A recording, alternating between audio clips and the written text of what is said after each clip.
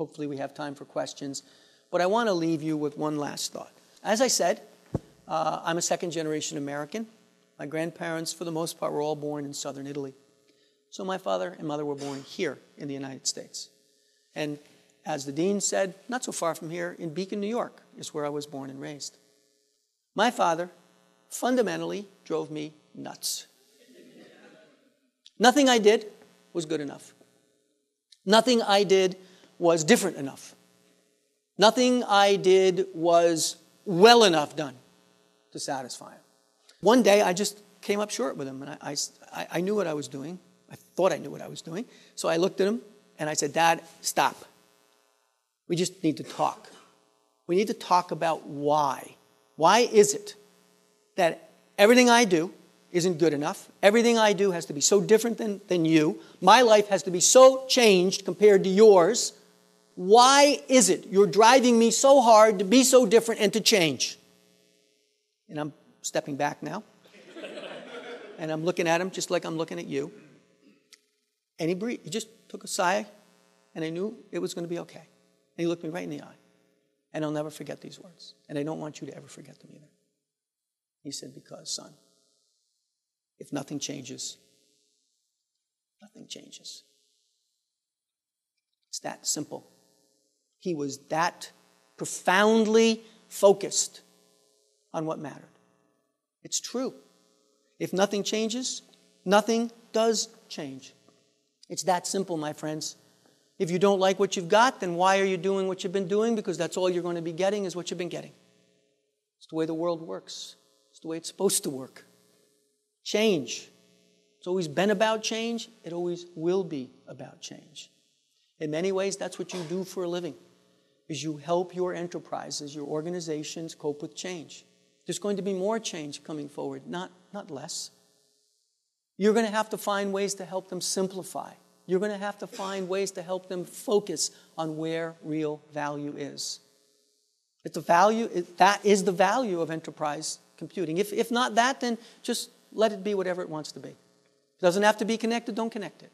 Let them do whatever they want to do. If that's not where there's any value, then let them find out that there's no value there. You can't force people to do what they don't want to do. You can't. You have to find a way to motivate them to understand what's happening, but more importantly, what's going to happen. And I've given you a Renaissance view of the future. Don't worry about technology, it'll be there. What you do with it is what's important. How you start to affect the culture of your organizations, that's going to be incredibly important and incredibly powerful. It's all going to come back to you in the end. You see that, don't you? It's all going to come back to you.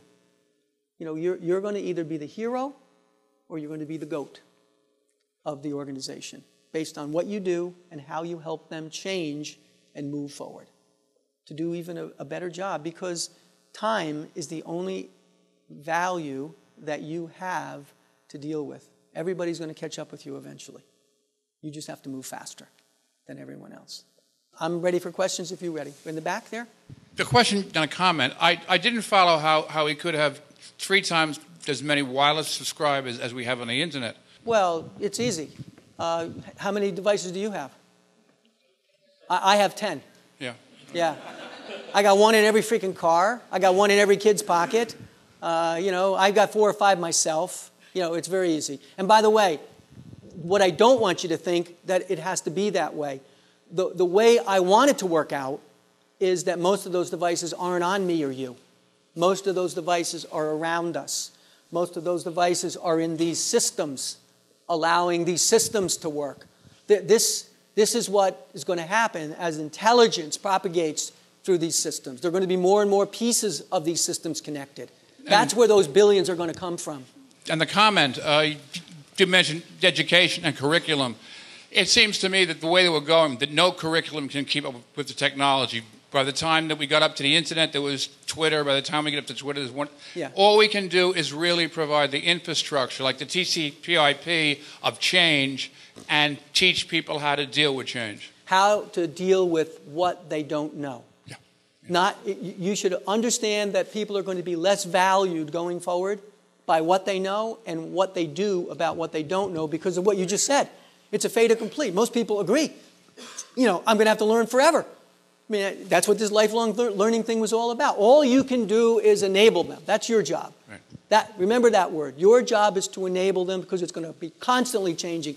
And if you want to be specific now, you drive for open standards.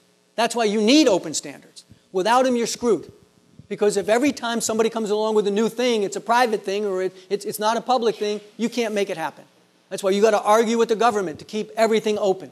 You can't let things close down. And you can't let things close down from this country to another country, or else you're screwed in a different way. So do you understand? I mean, so you have it figured out. You absolutely have it figured out. But it's not what you know. That's a skill. You say to yourself, those are skills. We'll help you acquire those skills on a regular basis. If you're an academe, your job is to teach people how to think, how to solve problems, and what to do about what they don't know. We agree. Thank you.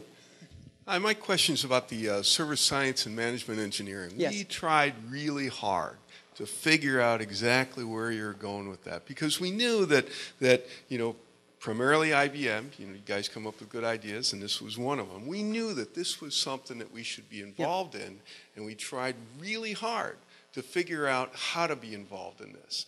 Because when you bring up the I versus the T, you know, what you're really saying is breadth versus depth. And so we are traditionally involved in depth type programs. And now what you're saying is breadth. And what we're really scared about is graduating people with no skills, but lots of ability to do lots of stuff. Of course. Well, you know, you're back to those tinkerers and those natural philosophers that we've gotten away from and we've worked so hard to get away from. Right. So I'm really looking for some insight from you on what to do with this SSME stuff. Absolutely. And how to approach it. Very, very good question. No, remember, I didn't say you didn't have to have a bona fide, that you didn't have to have a depth. So what I don't like... In 4 years, of course. Well, you know, that's the problem.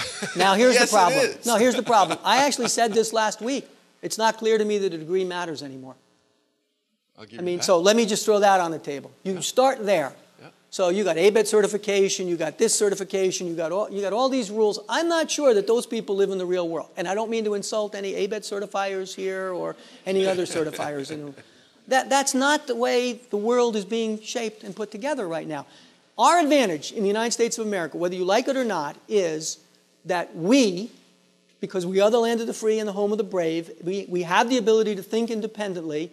We have to push ourselves into this direction because in the end, it's not by rote. Nothing by rote is what industry cares about. It's by right. It's what's right in the final analysis. I never once went back to any of the books that I bought at RPI to find the answer to any of the problems that I solved in IBM. Not once. Not once. Now, there's hope for us. You know, you hope that China keeps educating by rote. You hope that India keeps doing things by rote. You hope that Korea keeps doing things by rote. And you don't. That you become more problem-based in your thinking. That will tee you up too, by the way. That will help you build out that T-shape. These are complex problems. What we want you to do is to start teaching complex system theory. We want the students, and maybe, you know, maybe the best model I can give you is the Dartmouth model. Now, I realize it takes 5 years to get an engineering degree in Dartmouth because you get a 4-year degree from the university and then you get the 5th-year degree from the Fletcher School of Engineering. They are more T-shaped. Those engineers that graduate from Dartmouth out of the Fletcher School, they are more T-shaped than anybody I've seen. They are Renaissance-based people, but you know, they'll be as deep and as hard-nosed and as capable as anybody I've seen. So I know your job is not easy. I want you to understand that. But this is back to the same advice my father gave to me. You know, just because it is what it is doesn't mean it needs to stay what it is. Because if it is what it is, then all you're going to get is what you've been getting out of this thing. So I lecture this all the time. You know, and they didn't kill me, you know, in Washington last week, you know, when I said this. So I think it's time for a different set of thoughts here, you know, at Marist. If you really want to change part of the engineering curricula here, I'll get you connected to the right people in IBM so that you will get to understand exactly what's going on at Berkeley. We'll get you to know what's going on at the University of Arizona. We'll get you to know what's going on at NC State, where they seem to have found their way.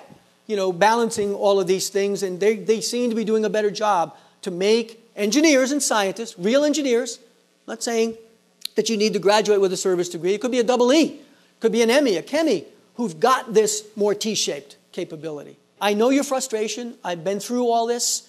Go read the Spellings Commission report. We weren't so nice to the ABET people either, by the way, in that report. So, I mean, I think this is our chance. This is the United States of America's time to do something different. And if you don't, you're cooked. The question I have is, in the late 80s and early 90s, the thought was that people who got into information systems or technology, they had to be very specific kinds of people that were willing to change. Because we know, you talk about change all the time, and it changes so rapidly. Yes. And we are not designed for those kinds of changes by nature. My father worked in the same job for 50 years, yes. Right? I tell my students, you may not work for the same company, let alone the same kind of job. I've had 3 different careers, and I'm really not that old. Okay, maybe I am that old. No. But that's beside the point. Thank you very much for pointing that out to me. But inside, I'm not that old, okay? And so if that's happened to me, and we're telling our kids that are 18, 19, 20 years old, you have to be depth, you have to have breadth, leading off of his question, what does that do philosophically to us as a society where we're so rapidly changing and that's not part of our nature? So what it says as a society, we have to fundamentally be lifelong learners. So right. Don't fixate on the time that you spend here. Because you realize, the calculations have been done. NSF just published a wonderful report. Less than 18% of your waking hours are spent K through 20, in formal education.